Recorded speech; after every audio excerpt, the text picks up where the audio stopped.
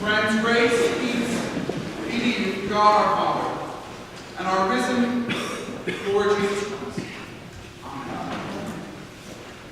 So here we are, 1 week after Easter Day, and every single year, the week after Easter Day, poor old Thomas gets crazy. Poor guy. The other ones only have to, suffer the indignation once a year, or every 3 years. Thomas, it's every year on this Sunday, we read about poor old doubting Thomas, questioning Thomas, wondering Thomas. I sometimes actually feel sorry for poor Thomas. I think he gets a bad shtick. We don't always call it denial Peter, but it's doubting Thomas.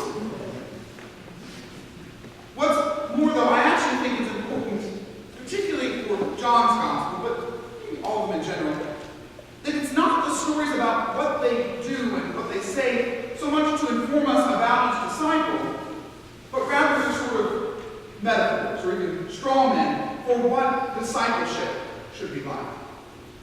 In each of them, we see an aspect of ourselves, an aspect of what it means for us to follow Jesus. So for Peter, he's sort of hot and then he's cold. He's in and then he's out. He's up and then he's down.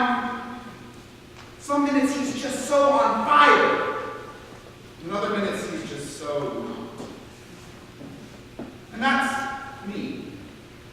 Is that not you sometimes too, right? Sometimes we're just so gung-ho, right? We're so fired up about Jesus and the church and the mission, and then other times we're just really not.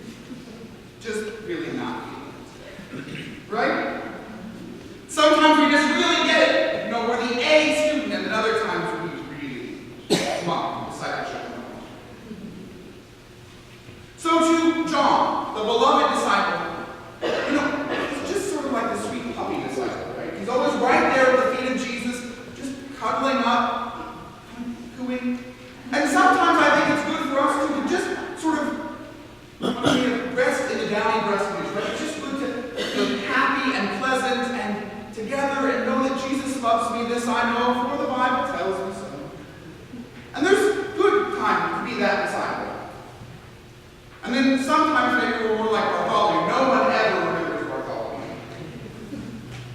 He's almost hardly worth the ink that's still over him. He doesn't say anything. We don't know what he did. He almost never shows up. Maybe that's like when some of us only show up once or twice a year. I can say that. Not you folks. And then maybe sometimes we're Thomas. The one who we like to know God with our heads. We like to know God with our hands. We like to know God in rational ways that can be. We know what it means to live and to die. We know what it means to add things up, to use language. But Thomas isn't willing to do the whole sort of seeing is believing sort of his motto. He saw Jesus die. He gets that.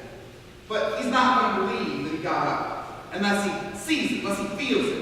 So too, in other places, he's always the one that's asking the question, hold on a second, Jesus. How could this be? We're going to show us the way. We need the roadmap. We need to see it. We got to know it. He's the one that always wants to question, wants to think, wants to process. And I'm sometimes him, and I think a lot of you sometimes are him. Right? We need to think about our faith. We need to process it. We need to question and wrestle and wonder. And that too is good. That too has a place. But today we're with Thomas and his doubts. His questions. His wondering. And I think maybe today we too come with a lot of wondering. A lot of thinking. Wondering, what is God? What does it mean that we say, as our own little Thomas told me at the first service, we say God is everywhere, but sometimes it looks like God is nowhere.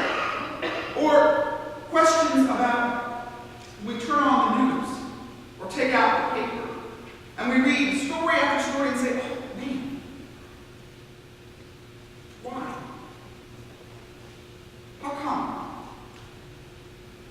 You know, the story of some innocents slaughtered. You say, where's God in all that? Some tragedy, and you think, what they do deserve that? Right? I think that's a common response to ask. Or maybe it's not some global issue, but when it hits closer to home. When the doctor says, I want some more tests about this. I see something, I don't want you to get worried, which means, of course, you get worried. Or maybe when the doctor says, it's worse than I thought. Right? And you say, why? Why, God? Where are you now?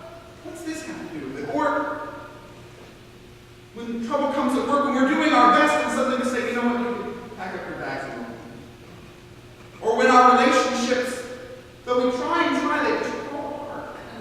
People that we held and loved and suddenly strike. And we question, why? Where's God in the midst of all this?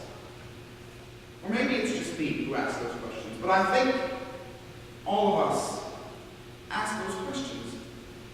Right? We have questions and doubts big and questions and doubts small. All the time. So, friends, on this Glow Sunday, I'm going to invite you to shake things up a little bit and stand in a moment and talk to someone that you're not sitting with, or you're not married to, or mother of, and share a few of your doubts, a few of your questions, a few of the things that keep you up at night or distract you during the day, a few of the questions that burn within you, because I'm convinced that we all have them, but there's something really good about sharing them with someone else. Particularly sharing them in this place, in the community of faith, to say, I wrestle with this. I question this. I don't know about this. So, stand, mingle, talk. 2 minutes. What do you doubt? What do you question? You have to do it. This is not a short question.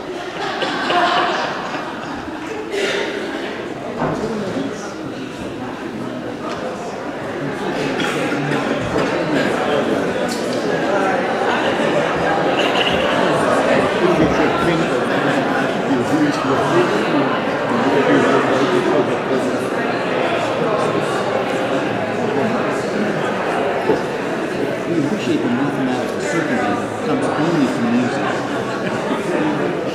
Everything else here is like gray notes.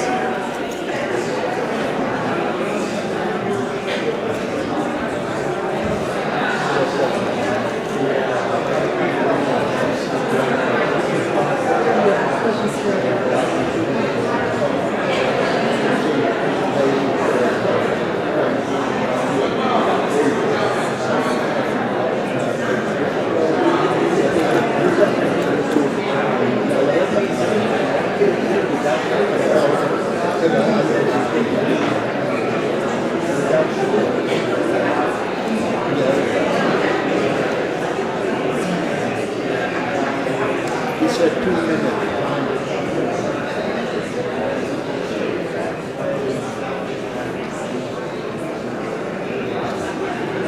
Well, I heard